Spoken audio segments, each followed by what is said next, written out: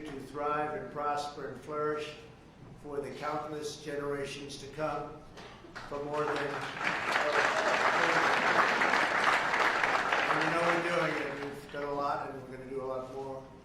For more than 180 years, HBCUs have strengthened our country and called America to greatness. Your institutions have been pillars of excellence in higher education and the engines of advancement for African American citizens. They've been incredible, the job they've done.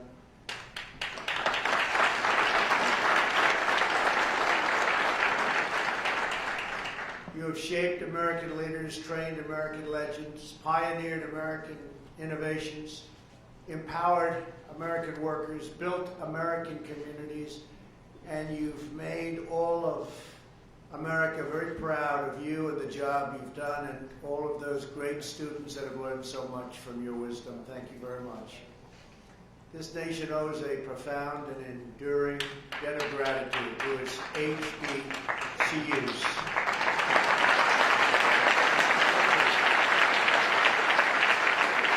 That is why we gather to pay tribute to this remarkable legacy and to renew our commitment to protecting, promoting, and supporting HBCUs like never before. And I think you've seen that. You've seen this administration's commitment, bigger and better and stronger than any previous administration by far. So it's very important. My administration is determined to fight for you and the noble institutions you represent each and every day. We're grateful to be joined this afternoon by a tireless supporter of HBCU, Secretary Betsy DeVos, who's in the audience sometime. Thank you, Betsy. Thank you. I also want to recognize our terrific Executive Director of the White House HBCUs Initiative, Jonathan Holyfield.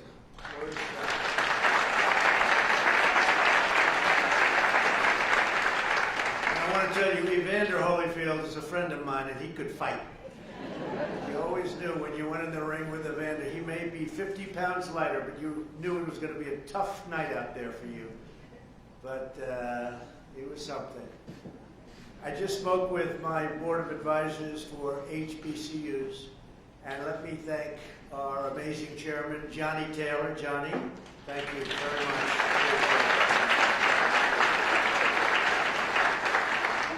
And also our board member here today, and we have a few of them, Aminta Bro. Aminta, thank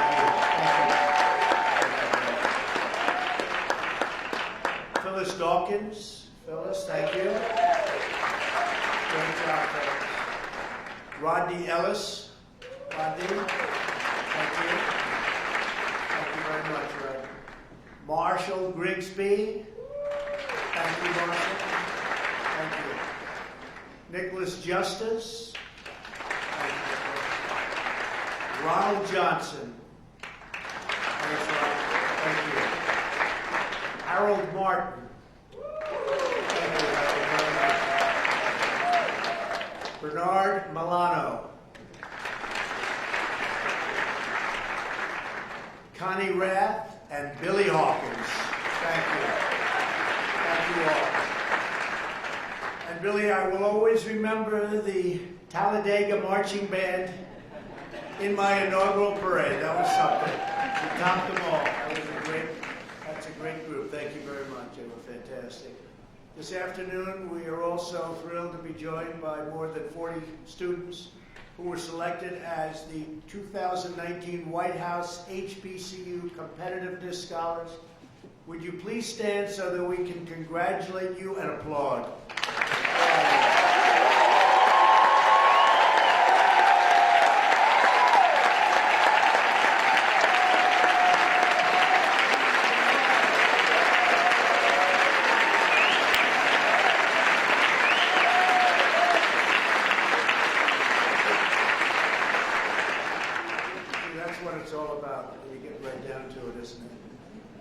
The inspiring tradition of HBCUs dates back to the Civil War era, when pastors, abolitionists, and men and women who had escaped slavery founded many of the first colleges and universities for African Americans.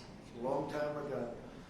In 1861, a free African-American woman, Mary Peak, taught 20 students under an oak tree near Union Base in Virginia.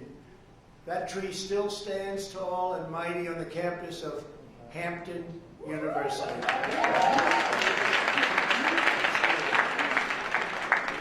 In the face of immense hardship and painful injustice, your schools rose to the very pinnacle of academia, becoming many of America's finest and most acclaimed institutions of higher learning. Tremendous respect everybody has for the work that many of you have done, almost everybody in this room has done, I can tell you. HBCU graduates have improved and uplifted every feature of American society.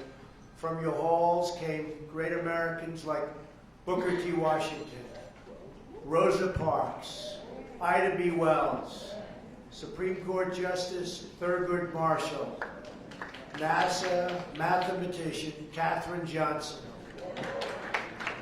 acclaimed inventor Lonnie Johnson, Air Force General Daniel James Jr., NFL Hall of Famer Jerry Rice, and legendary coach Eddie Robinson. Eddie Robinson was a good coach. Eddie Robinson won more games than anybody. Is that true? Is that true? I think so. And we have, by the way, we have Scott Turner speaking about good football players. Where's Scott? He's leading such a great charge with the opportunity zones. Thank you, Scott. He's a great gentleman. He works so hard. He's all over the place. I said, where's Scott today? He's in about 6 cities at one time. And the opportunity zones have really caught on. Been incredible. Thank you, Scott. During World War II, Tuskegee University trained the young Americans who would become the legendary Tuskegee Airmen. That was a great group of people. Reverend Martin Luther King Jr. graduated from Morehouse College. That's great. And African-American students helped plan the Montgomery bus boycott in the basement of another HBCU, Alabama State University. Our historically black colleges and universities have always challenged our nation to be better and braver, to do what is right, to dream bigger, aim higher, and always be bolder in pursuit of what is just, decent, and true. HBCUs represent only 3% of America's higher education institutions. You get graduates, 80%, think of that, 80% of African-American judges, 40% African-American engineers, and more than 50% of African-American doctors. That's an incredible statement, from 3% overall to 50% and more. That's an incredible statistic. It's an incredible achievement. My administration is deeply devoted to advancing this amazing legacy of success, commitment, and contribution to our nation. You have never stopped working to improve this country, and you deserve a government. You have to just keep going. You really do deserve a government that never stops working for you, and you never stop working for it. You're amazing people in this room, incredible people, and I congratulate you for it.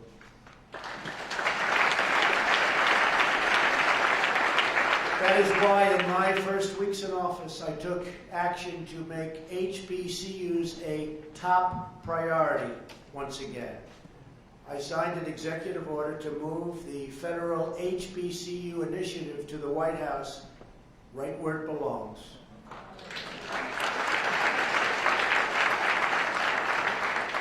Over the past 2.5 years, we have listened and learned from you, and we have taken very, very major action. I think you know that. I signed legislation to increase federal funding for HBCUs by a record 13%. That was the highest ever done. When members of the Thurgood Marshall College Fund asked us to lift the ban on Pell Grants for summer classes, I included that change in my budget, and we worked with Congress and we got it done.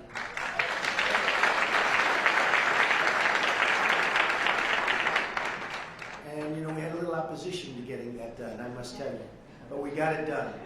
In the fall of 2017, we met with leaders of HBCUs devastated by Hurricane Katrina, Dillard University, Southern University at New Orleans, Tougaloo College, Xavier University of Louisiana. And less than a year later, my administration took action to fully forgive their disaster loans so these colleges could get out of debt and back to their critical mission of educating our nation's future leaders, and truly great leaders they will be. So congratulations.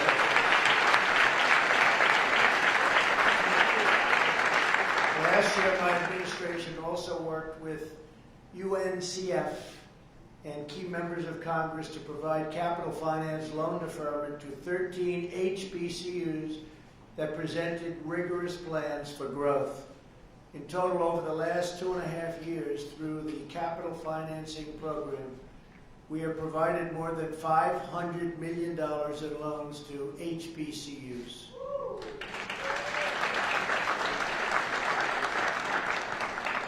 A very good interest rate, I might add. Right here in our nation's capital, we delivered an additional grant of $15 million to the only federally chartered HBCU, a great school with a great reputation that was already mentioned once today, Howard University. I signed a farm bill that included more than $100 million for scholarships, research, and centers of excellence at historically black colleges and universities that are land-grant institutions, $100 million. And thanks to Secretary DeVos' leadership and her work with many of you, we've also made unprecedented progress to reduce unnecessary regulatory burdens so that your institutions are free to innovate and offer more flexible options for the students. And you're doing that. You're doing a lot of great options. I looked at some before. You've got a lot of really great options, and that's what you need. Today, I'm thrilled to announce another major action we're taking to protect HBCUs. Previously, federal law restricted more than 40 faith-based HBCUs and seminaries from fully accessing federal support for capital improvement projects. This meant that your faith-based institutions, which have made such extraordinary contributions to America, were unfairly punished for their religious beliefs. Did we know that? Did everybody know that? Because that was not good. This week, our Department of Justice has published an opinion declaring such discriminatory restrictions as unconstitutional.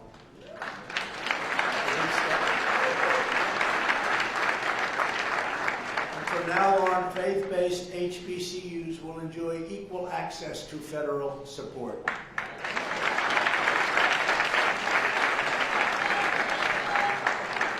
When I came into office, I directed the entire federal government to develop a strategy to support historically black colleges and universities. Today, 32 federal departments and agencies have released statements of priority that are helping your institutions receive resources and support that you deserve. To give just a few examples, NASA is expanding outreach to HBCU students who want to become scientists, engineers, and even astronauts. I don't know about the astronaut. I don't want to be an astronaut. How about you? Does anybody want to be an astronaut? I don't see too many. I see one. There's one brave person over there. That's pretty great, though. But what we've done there is terrific. And for those that do want to be an astronaut and those other wonderful things, it's now possible.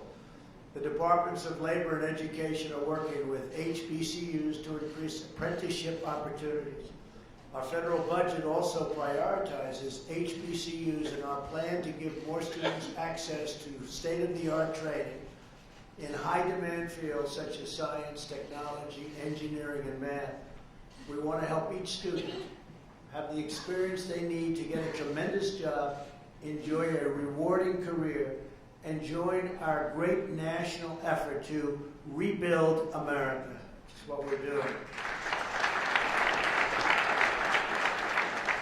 The fierce dedication to strengthening HBCUs is a core part of my administration's unwavering focus on the project of national renewal. We are working every day to make decisive decisions so that we can really avoid many of the failures of the past. There have been so many failures, it just didn't work. And a lot of that's been our government's fault. They didn't allow it to work. We're fixing decades of mistakes made by politicians in both parties who put the needs of other countries before our own country and who put special interests before the interests of everyday, hardworking Americans. Past leaders spent trillions of dollars in the Middle East, but they let our citizens suffer, our middle class languish, and our neighborhoods fall into total disrepair. And they didn't take care of our colleges. I mean, our colleges at different levels. They didn't take care of a lot of things. The Washington establishment enacted ruinous trade policies that devastated millions of hardworking families and inflicted deep economic pain on many African American communities. Both leaders in both parties let China and other nations loot our jobs, raid our factories, and shatter the dreams of our citizens. China would take out of our country more than $500 billion a year for many years and steal our intellectual property. Things are much different today. More than 500,000 African Americans lost good-paying manufacturing jobs after a twin disasters of NAFTA and China's entrance into the WTO, that's the World Trade Organization. That was when it all began to happen. These were not good deals. You're going to all make better deals than that. You have to promise me when you're up here someday, one of you or two of you or three of you at different times, of course. You'll be up here. We don't do any tries over here, right? But you'll be at different times, but you'll do much better than the past. But under this administration, the era of economic surrender is over. We're bringing back our jobs, we're bringing back our wealth, and we're bringing back our dignity. The stock market is getting ready, it seems, to hit the 118th day. We have had 118 records where we hit the highest point. And 3 weeks ago, they were saying recession, recession. They were hoping for recession because maybe that would hurt our chances of doing all of the things that we're doing. But we're getting ready, it looks like, to hit another great milestone, another great all-time stock market record, which to me means jobs more than anything else. Forget about stock prices, it means jobs. After years of building up other countries, we are finally building up our country, standing up for our workers and fighting for our forgotten communities. The first and highest duty of government is to take care of its own citizens. African Americans built this nation through generations of blood, sweat, and tears. And you, like all of our citizens, are entitled to a government that puts your needs, your interests, and your families first.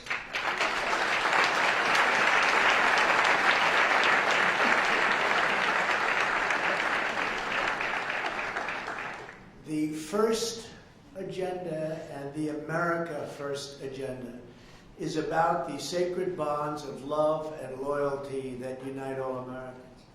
That is why we're joining forces with HBCUs to invest in the workforce of the future. Our pledge to the American worker has already secured commitments for 13 million employment and training opportunities for American citizens. It's been an incredible success. We're getting people off of the sidelines and back into the game. Last month alone, nearly 600,000 Americans entered the labor force. You read that just the other day.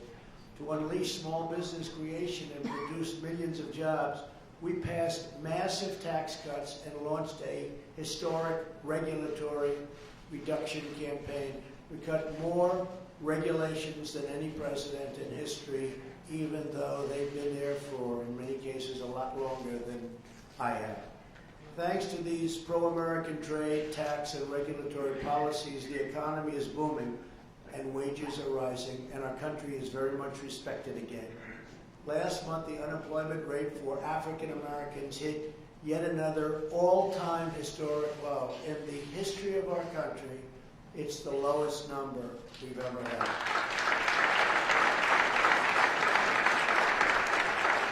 And this is very exciting, especially for the folks in the room and those young folks over there that are so great and so smart.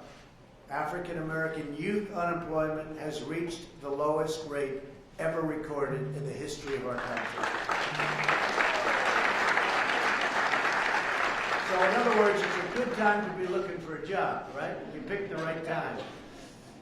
For the first time ever, most new hires are minorities and predominantly women. So that's a big statement. Most are minorities and women. The African American poverty rate also reached a new record low in the history of our country, the lowest poverty rate. We are at something. I don't know, when I'm on that debate stage with whoever I'm on, these are pretty good numbers to, who's going to beat these numbers? Please tell me. We're working hard to ensure economic opportunity extends to all Americans, including those who have been released from prison. With employers and educational centers like HBCUs, we are supporting second chance hiring policies so that former inmates get a new shot at life.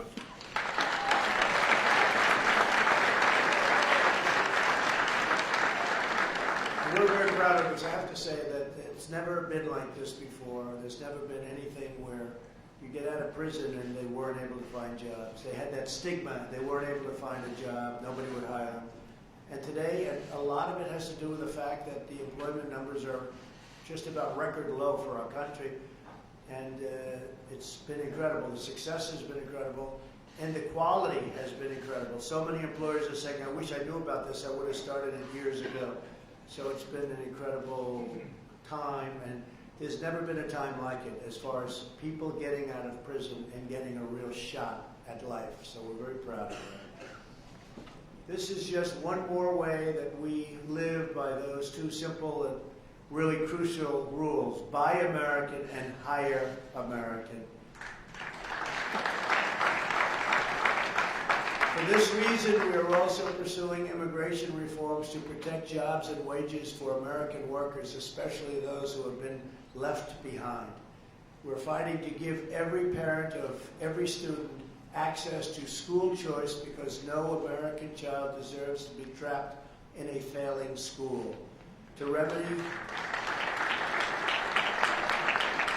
remedy unfair sentencing laws that disproportionately hurt African Americans, last year I proudly signed groundbreaking Criminal Justice Reform into law, a bipartisan First Step Act. So we signed that just recently.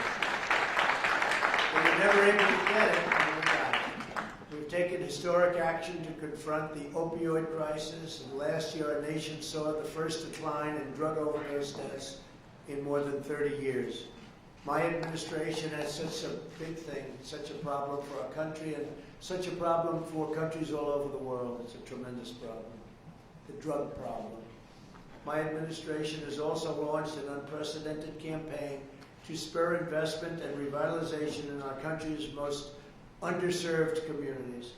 Under this vital initiative, America's governors have designated nearly 9,000 communities as opportunity zones, and that's where Scott has been so incredible. About half of all of the HBCUs are located in these opportunity zones. Scott, come up here for a second. Just come up. This guy is so unbelievable. He's so unbelievable, the job he's doing. I only asked, do you sleep? But they asked me that question too. Do you sleep? He sleeps, I think, maybe less than I do. Come on up, Scott.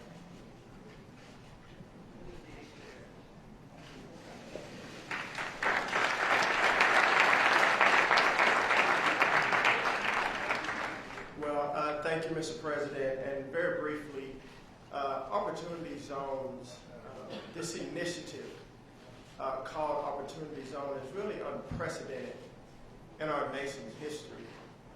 You take private capital and you partner it with public investment.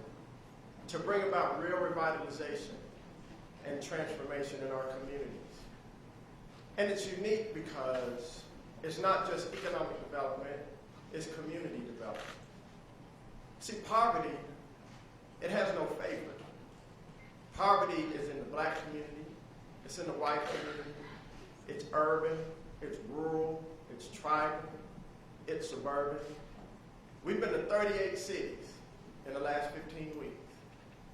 And I've seen some of the worst cities in our country, from coast to coast, tip to tip, and even in the heartland. And one thing I've learned is that poverty does not care what you look like. It doesn't care where you come from. But I've had an old saying that I like to teach my son: we fight fire with fire.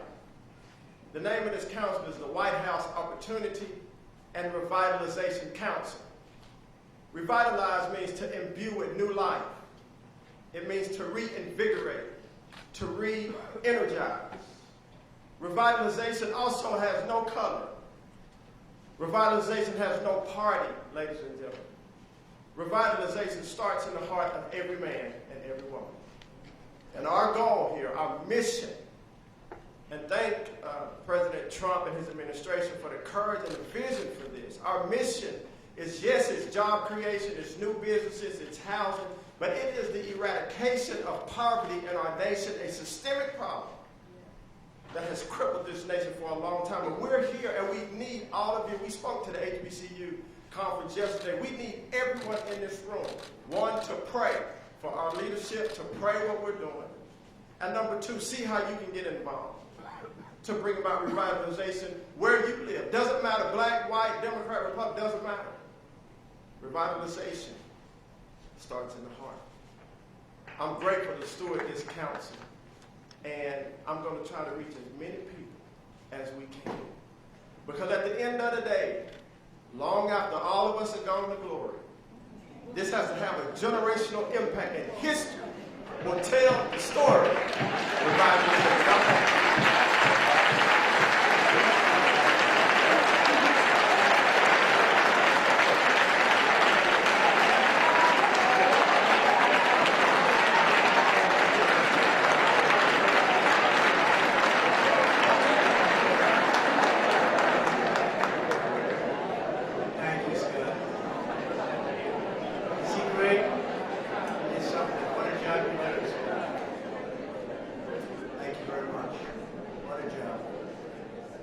I know that each and every one of you shares the same commitment to improving our communities and building a future of limitless opportunity. For nearly 2 centuries, America's historically black colleges and universities have done exactly that. You've empowered millions of students to thrive in their careers, start a business, own a home, and raise proud, strong, and loving families. That is your magnificent legacy, and that is the mission we are determined to help you carry on. We're right by your side. So together with historically black colleges and universities, we will power this nation to new heights, heights like nobody would have imagined. We will reward hard work and innovation in every field. We will champion freedom, justice, equality, and opportunity for all. We will pursue greatness together as communities, as citizens, and one United States of America. Every day of my presidency will strive to give every child of every background and every race, religion, color, and creed the best chance to reach that beautiful American dream. As we do, I pledge that we will always support the institutions which help make these goals possible. Our nation's wonderful HBCUs. We will never let you down, and we will never stop fighting for you. And I just want to thank everybody for being here today. It's a great honor. God bless you, and God bless America. Thank you very much.